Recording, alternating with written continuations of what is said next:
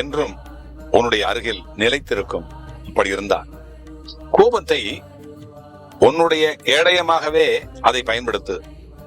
ஒரு பொழுதும் அதை ஆயுதமாக கோபத்தை பயன்படுத்தாதே. நீயாகவே வாழ வேண்டும். வாழ்க்கை சிறந்த ஆசானாக உன்னை வழிநடத்தும். உன்னை முந்தி செல்பவர்களை கண்டு கலங்காதே. உனக்கான வெற்றியை உன்னால் மட்டுமே நீ நிரப்ப முடியும். துவண்டு விடாதே. அதற்கு முன்பாக இந்த உலகத்திலே தூற்றுவோர் இருந்து கொண்டேதான் இருப்பார்கள். அவர்களை எல்லாம் அடக்கவே முடியாது. அவர்களை கண்டுகொள்ளாமல் நீ உன்னுடைய வேலையை பார்த்து கொண்டே இருந்தால் வெற்றி என்பது நிச்சயம் உனக்கு கிடைத்துவிடும்.